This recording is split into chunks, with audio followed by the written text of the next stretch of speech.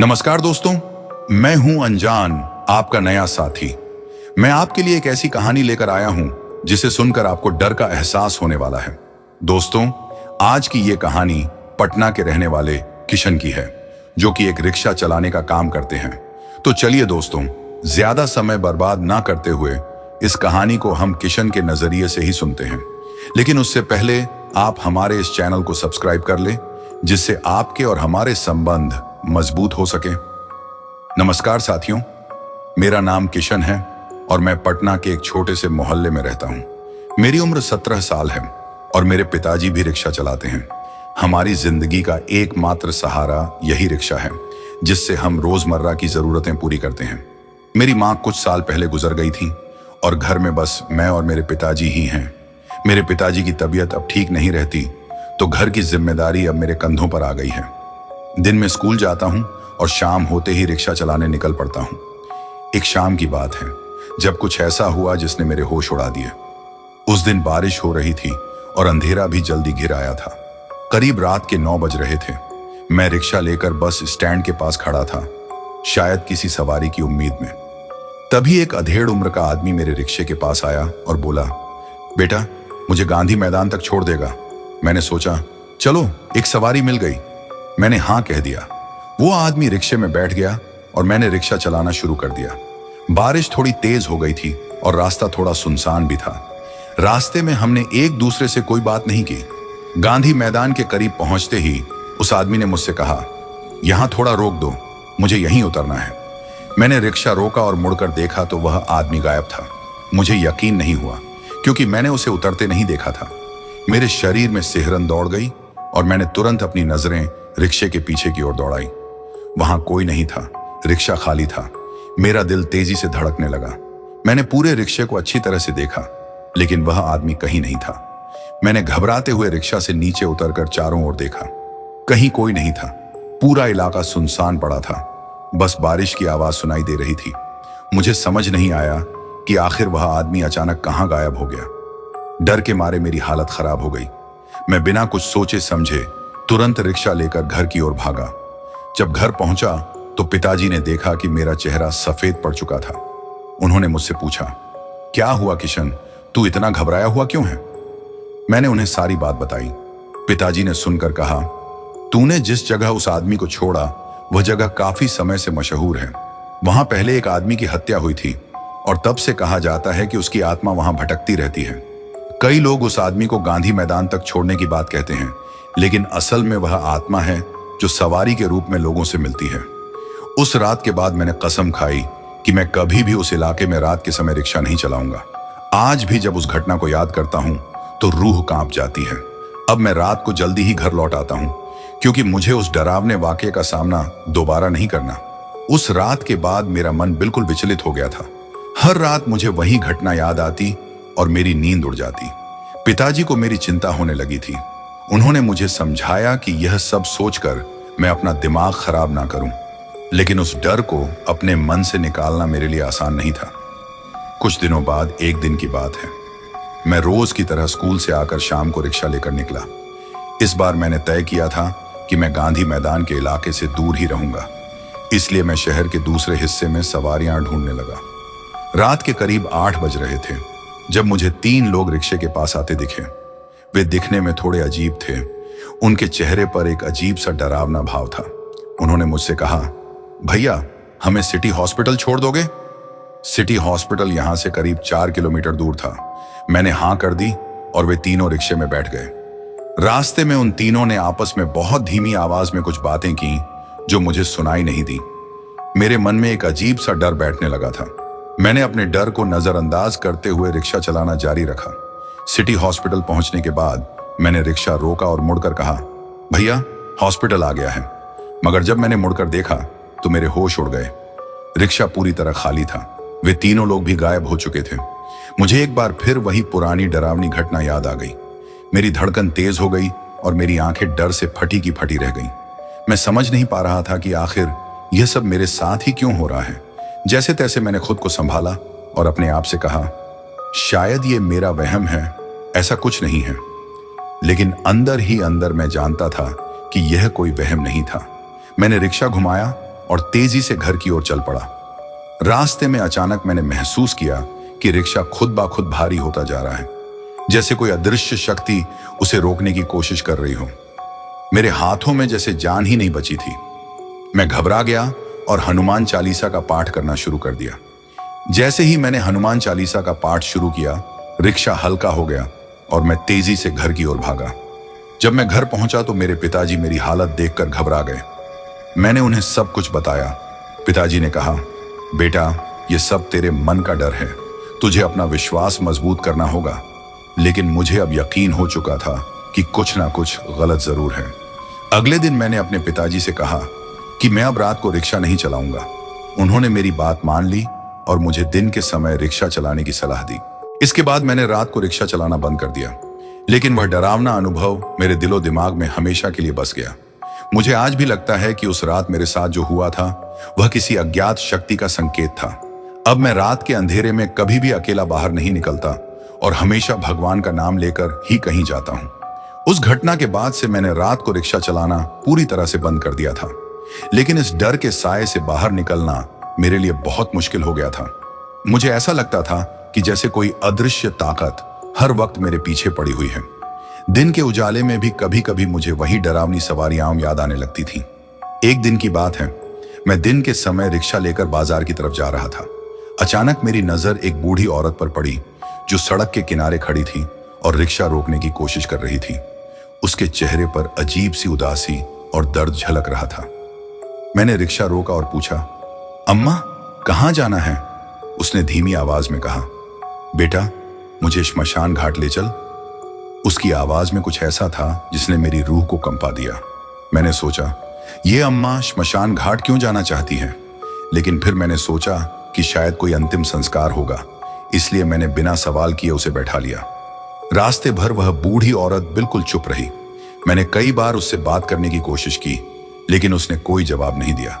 उसके चेहरे पर बस एक ही भाव था, गहरा दुख और पीड़ा। आखिरकार हम श्मशान घाट के पास पहुंच गए। मैंने रिक्शा रोका और मुड़कर कहा, अम्मा, श्मशान घाट आ गया है। जैसे ही मैंने मुड़कर देखा, मेरे पैरों तले जमीन खिसक गई। वो बूढ़ी औरत रिक्शे में नहीं थी। रिक्शा एकदम खाली था, जैसे वह कभी बैठी ही नहीं थी। मेरे शरीर में सिहरन दौड़ गई और मैं तुरंत रिक्शे से उतरकर चारों ओर देखने लगा। श्मशान घाट की हवा में एक अजीब सी ठंडक थी और एक अजीब सा सन्नाटा पसरा हुआ था। मेरे दिल में अचानक ख्याल आया, कहीं ऐसा तो नहीं कि वह बूढ़ी औरत कोई आत्मा थी? मैंने सुना था कि श्मशान घाट में भटकती आत्माएं अक्सर लोगों को दिखती हैं, लेकिन मैंने कभी सोचा नहीं था कि मेरे साथ ऐसा कुछ होगा।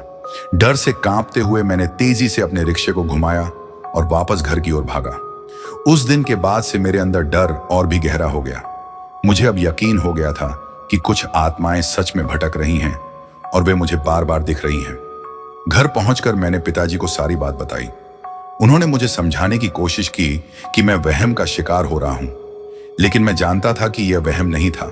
कुछ ना कुछ असामान्य जरूर था जो मेरे साथ बार बार हो रहा था। अब मैंने ठान लिया था कि मैं किसी मौलवी या पंडित से जाकर यह सब बातें करूंगा। शायद वे मुझे किसी तरह का उपाय या सुझाव दे सकें। अगले ही दिन मैंने पास के मंदिर में जाकर पंडित जी से मुलाकात की। उन्होंने मेरी पूरी बात सुनी और फिर कहा, बेटा, यह सब तेरी आत्मा पर छाए डर का परिणाम है। तुझे कुछ खास पूजा और उपाय करने होंगे ताकि इस डर से मुक्ति मिल सके। उन्होंने मुझे कुछ विशेष मंत्र और पूजा करने का निर्देश दिया। मैंने पंडित जी के कहे अनुसार वह सभी उपाय किए। धीरे धीरे मेरा डर कम होने लगा, लेकिन अब भी मैं रात को अकेला बाहर जाने से डरता हूं। पंडित जी के बताए उपायों और मंत्रों के बाद मेरा डर काफी हद तक कम हो गया था, लेकिन उन घटनाओं की यादें मेरे साथ हमेशा बनी रहीं। कुछ समय बीत गया और मैं अपने रोजमर्रा के कामों में फिर से व्यस्त हो गया। हालांकि उन अजीब घटनाओं की छाया अब भी मेरे मन के किसी कोने में थी। फिर एक दिन ऐसा हुआ जिसने मेरी जिंदगी को पूरी तरह से बदल दिया। यह दिन मेरे जीवन की सबसे बड़ी परीक्षा साबित हुआ। उस दिन मैं सुबह सुबह ही रिक्शा लेकर निकल पड़ा था। मौसम में अजीब सी उमस थी और आसमान में काले बादल छाए हुए थे। मैंने सोचा कि शायद बारिश होगी, इसलिए मैंने जल्दी जल्दी सवारी ढूंढने की कोशिश की। करीब दोपहर का वक्त था जब एक अधेड़ उम्र का आदमी मेरे रिक्शे के पास आया। उसने मुझसे कहा, बेटा, मुझे शहर के बाहर वाले पुराने मंदिर तक छोड़ देगा? मैंने उसकी बात मान ली और वो आदमी रिक्शे में बैठ गया। रास्ते में वो आदमी बहुत ही शांत था। उसने अपनी चुप्पी कभी नहीं तोड़ी।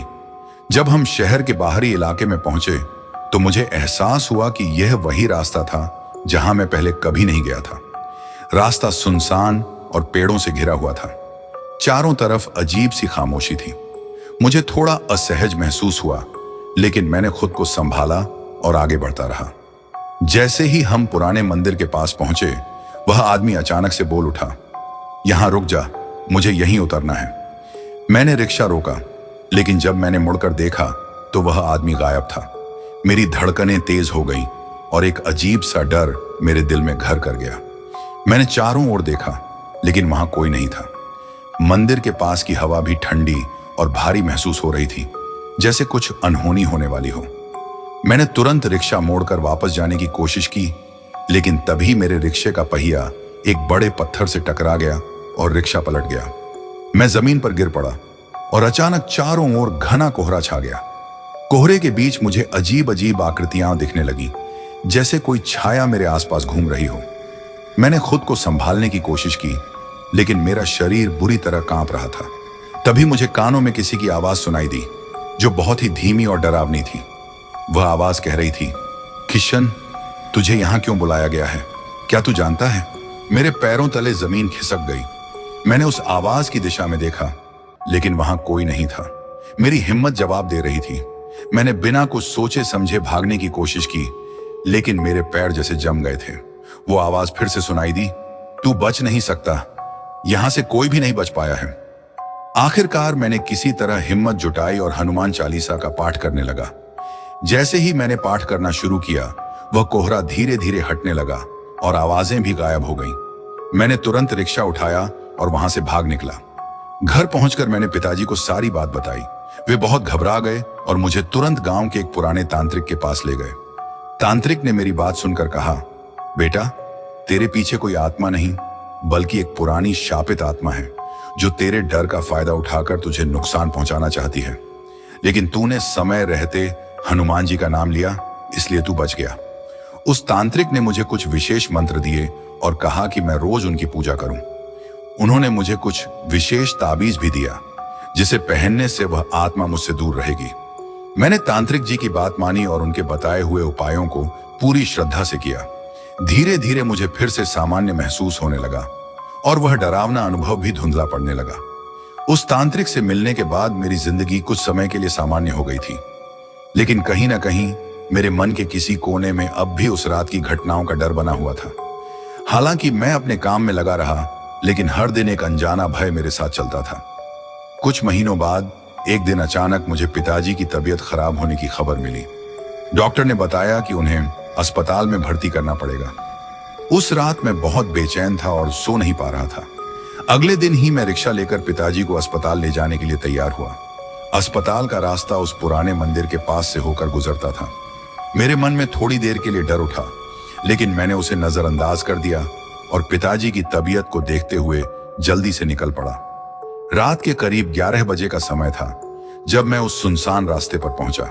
आसमान में बादल छाए हुए थे और हल्की हल्की बारिश भी शुरू हो गई थी। जैसे ही मैं मंदिर के पास पहुंचा, मुझे अचानक से रिक्शे का पहिया अजीब तरीके से घिसटता हुआ महसूस हुआ, जैसे कोई अदृश्य ताकत उसे रोक रही हो। मेरी धड़कनें तेज हो गई, लेकिन मैंने खुद को संभालते हुए रिक्शा खींचते रहना जारी रखा। अचानक रिक्शा का पिछला पहिया जाम हो गया और रिक्शा वहीं रुक गया। मैंने इधर उधर देखा तो पाया कि चारों ओर घना कोहरा छा गया था, बिल्कुल उस दिन की तरह। मेरे पिताजी अचेत थे और मैं पूरी तरह से असहाय महसूस कर रहा था। तभी एक बार फिर वही धीमी और डरावनी आवाज कानों में गूंजने लगी, "किशन, तुझे फिर से यहां क्यों लाया गया है? अब की बार तुझे कोई नहीं बचा पाएगा।" उस आवाज को सुनते ही मेरी रूह कांप गई।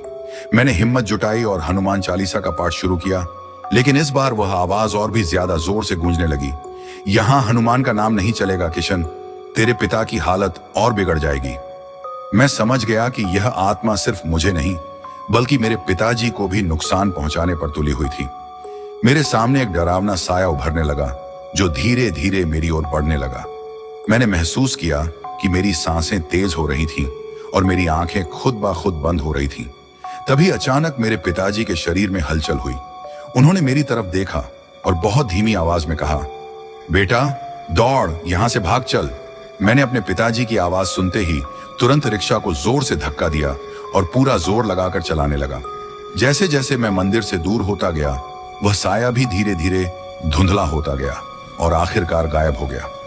मैं तेजी से अस्पताल की ओर भागा, जैसे कोई मेरी जान के पीछे पड़ा हो। जब आखिरकार मैं अस्पताल पहुंचा और पिताजी को डॉक्टरों के हवाले किया, तो मेरी धड़कनें अभी भी तेज चल रही थीं। उस रात के बाद से मैंने तय कर लिया कि मैं उस रास्ते पर कभी भी वापस नहीं जाऊंगा। उस मंदिर के पास क्या था, यह मैं आज तक नहीं समझ पाया, लेकिन इतना जरूर जान गया था कि उस जगह पर कुछ ऐसा था जो मेरी जान के पीछे पड़ा था। अब मैं दिन में भी उस इलाके के आसपास से गुजरने से कतराता हूं। पिताजी की तबीयत भी धीरे धीरे ठीक हो गई, लेकिन मेरे अंदर का डर कभी खत्म नहीं हुआ। वह साया, वह आवाज, वो कोहरा, ये सब मेरे जीवन का हिस्सा बन चुके हैं। आज भी जब मैं उस घटना को याद करता हूं तो मेरी रूह कांप जाती है, और शायद मैं उस डर से कभी छुटकारा नहीं पा सकूंगा, क्योंकि कुछ डर हमारे साथ हमेशा के लिए रह जाते हैं। जैसे कि वह साया जो मेरे साथ हमेशा चलता रहेगा, छिपकर इंतजार करता हुआ। उस रात के बाद से मेरी जिंदगी में एक अजीब सा सन्नाटा छा गया था। मैंने पिताजी को तो अस्पताल में सुरक्षित छोड़ दिया था, लेकिन मेरे अंदर की बेचैनी कम नहीं हुई थी। मैं हर वक्त इसी ख्याल में डूबा रहता था कि आखिर उस पुराने मंदिर के पास क्या था जिसने मुझे और मेरे पिताजी को निशाना बनाया था। कुछ दिन बाद मैं अपने एक दोस्त से मिला जो उसी इलाके का रहने वाला था। मैंने उसे पूरी घटना के बारे में बताया। वह थोड़ी देर चुप रहा, फिर उसने कहा, किशन, मैं तुझे एक बात बताना चाहता हूं। उस पुराने मंदिर के बारे में बहुत से डरावने किस्से सुने गए हैं। वहां कई साल पहले एक तांत्रिक का बसेरा था जिसने उस मंदिर को अपनी काली शक्तियों से घेर लिया था। कहते हैं उसने वहां कई लोगों की बलि दी थी और उसकी आत्मा अब भी उस मंदिर के आसपास भटकती रहती है। यह सुनकर मेरी रूह कांप उठी। मेरे दोस्त ने आगे कहा, कई लोग वहां से गुजरते वक्त अजीब अजीब चीजें देखते और महसूस करते हैं। कुछ लोग तो उस रास्ते से कभी लौटकर ही नहीं आए। जो भी उस तांत्रिक की आत्मा को परेशान करता है, वह उसका पीछा नहीं छोड़ता। मेरे अंदर डर और भी बढ़ गया था। मैं समझ नहीं पा रहा था कि अब मुझे क्या करना चाहिए। मैंने तांत्रिक जी के दिए हुए ताबीज और मंत्रों का सहारा लिया, लेकिन मेरे मन का डर अब भी मेरे साथ था। हर बार जब मैं उस मंदिर के बारे में सोचता, मेरे दिल में अजीब सी घबराहट होती थी। फिर एक रात ऐसा हुआ जिसने मेरी जिंदगी को पूरी तरह से बदल दिया। उस रात मैं घर में अकेला था। पिताजी अस्पताल में थे और मेरी मौसी, जो हमारे घर के बगल में ही रहती हैं और हमारे लिए खाना बनाती है, वो किसी काम से रिश्तेदार के यहाँ गई हुई थी। घर में अजीब सी खामोशी थी। मैं सोने की कोशिश कर रहा था, लेकिन नींद मेरी आंखों से कोसों दूर थी। तभी अचानक घर के बाहर से हल्की सी खटखटाहट सुनाई दी। पहले तो मैंने सोचा कि शायद कोई जानवर होगा, लेकिन जब वह आवाज बढ़ने लगी तो मेरा दिल जोर से धड़कने लगा। मैंने उठकर खिड़की से बाहर झांकने की कोशिश की, लेकिन कुछ नहीं दिखा। अचानक से दरवाजे पर तेज खटखटाहट होने लगी, जैसे कोई जोर से दरवाजा पीट रहा हो। मेरे शरीर में सिहरन दौड़ गई। मैंने हिम्मत करके दरवाजा खोला, लेकिन वहां कोई नहीं था। दरवाजा खोलते ही ठंडी हवा का झोंका अंदर आया और कमरे की लाइट झपकने लगी। मेरी रूह जैसे बाहर निकलने को थी। अचानक मेरे कानों में वही डरावनी आवाज गूंजने लगी, किशन, तू मुझसे नहीं बच सकता, मैं तेरा अंत करके रहूंगी। ये वही आवाज थी जो मैंने मंदिर के पास सुनी थी। मेरी आंखों के सामने अंधेरा छा गया और मैं बेहोश होकर जमीन पर गिर पड़ा। जब मैं होश में आया तो सुबह का उजाला हो चुका था, लेकिन मेरे घर के अंदर का माहौल अब भी भारी और डरावना था। मैंने किसी तरह खुद को संभाला और तुरंत पंडित जी के पास गया। उन्होंने मेरी हालत देखकर कहा, बेटा, तेरे पीछे कोई बहुत ही शक्तिशाली आत्मा लगी हुई है। तुझे तुरंत हवन और पूजा करनी होगी, नहीं तो यह आत्मा तुझे छोड़ने वाली नहीं है।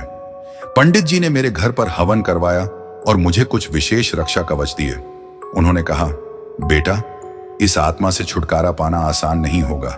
यह तुझे परेशान करने के लिए ही यहां आई है। तुझे हिम्मत और धैर्य से काम लेना होगा। हवन के बाद मेरे घर का माहौल थोड़ा शांत हो गया, लेकिन मेरी बेचैनी और डर अब भी कम नहीं हुआ था। मैं हर वक्त इस ख्याल में रहता था कि कब वह आत्मा फिर से लौट आएगी। अब मैं समझ चुका था कि यह आत्मा मेरे पीछे पड़ी है और मेरा पीछा नहीं छोड़ेगी। और अब हर रात जब मैं सोने की कोशिश करता हूं, तो मुझे ऐसा महसूस होता है कि कोई मेरी खिड़की के बाहर खड़ा मुझे घूर रहा है।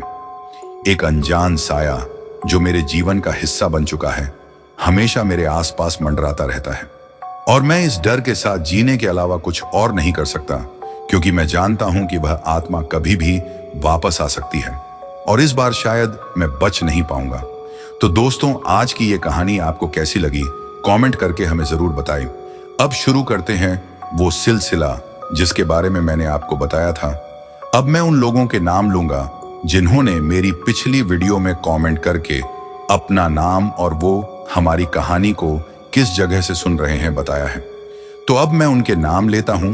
तो सबसे पहले है अनु गायकवाड़ है अंधेरी मुंबई से, सत्यानारायण है ओडिशा से, सीमा है महाराष्ट्र से, अल्पेश है गुजरात से, शाहिद हुसैन है पाकिस्तान से, शौकत है यूपी से, रानू अली है लखनऊ से, आरिफ है मुंबई से, अजादार है पाकिस्तान से, कमलेश पटेल है गोटेगांव से, अजमूल हक है पेशावर से, पेरिन बानू है जामनगर गुजरात से, गुरुमंत सिंह सुखजीत सिंह है फिरोजपुर पंजाब से, उमर है पाकिस्तान से, सूरज पंडित है आगरा से, सुनील बनीवाल है दिल्ली से, अफजल अली है मुरादाबाद से, विष्णु कुमार है खुशीनगर से, सुजीत है वेस्ट बंगाल से, मोतीलाल शर्मा है पंजाब से, मुकेश है गुजरात जामनगर से, सोनू सिद्धांत यादव है उत्तर प्रदेश से, मुस्कान है हिमाचल से और अब सबसे आखिर में है सुब्बेंदु सिन्हा है असम से। तो दोस्तों, ये थे उन लोगों के नाम जिन्होंने हमारी पिछली वीडियो पर कमेंट करके बताया था कि वो हमारी कहानी कहां से सुनते हैं। तो दोस्तों, आज के लिए बस इतना ही। कल फिर मुलाकात होगी एक नई कहानी के साथ।